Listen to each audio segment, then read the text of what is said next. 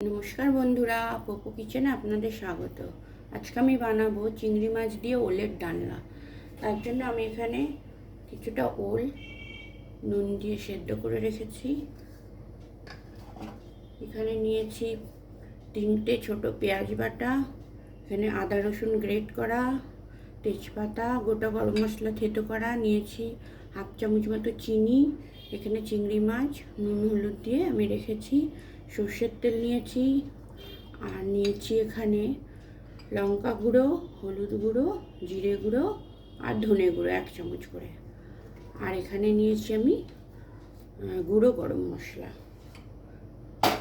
কড়াইতে আমি তেল দিয়ে দিচ্ছি, সর্ষের তেল। আমি চিংড়ি মাছগুলো আগে ভেজে নেব।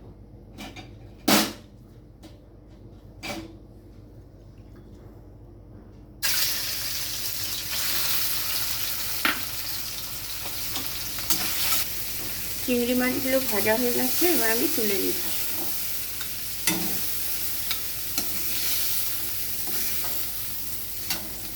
এবার এর মধ্যে আমি আরও কিছুটা তেল দিয়ে দিচ্ছি। এবার আমি দিয়ে দেবো তেজপাতা, গোটা গরম মশলা আর চিনিটা এর মধ্যে দিয়ে দিচ্ছি। তেজপাতা, গোটা গরম মশলা আর চিনি দিয়ে দিলাম।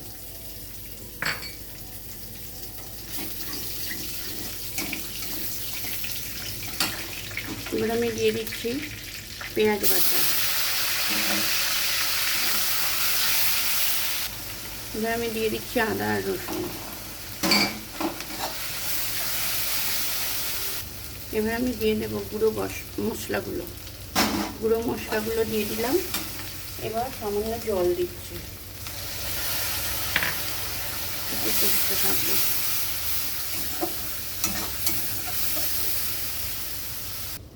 একটা টমেটো আমি কুচি করে রেখেছিলাম, টমেটোটা আমি দিয়ে দিলাম।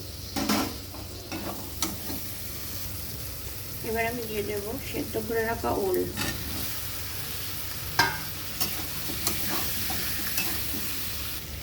এবার আমি দিয়ে দিচ্ছি লবণ।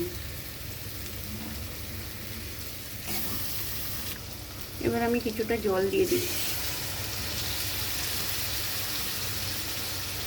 আমি এখানে 2 বাটি মতো জল দিয়ে দিলাম।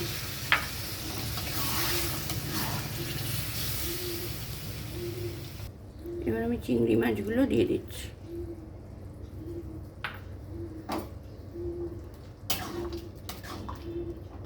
চিংড়ি মাছগুলো দিয়ে আমি 5 মিনিটের মতো এটা ঢাকা দিয়ে রাখবো।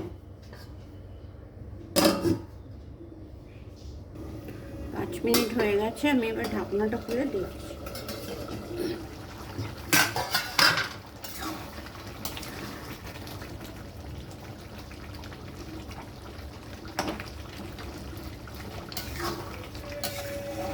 ওল ভালোভাবে সেদ্ধ হয়ে গেছে। এবার আমি উপর থেকে একটু গুঁড়ো গরম মশলা ছড়িয়ে গ্যাসটা অফ করে দেবো।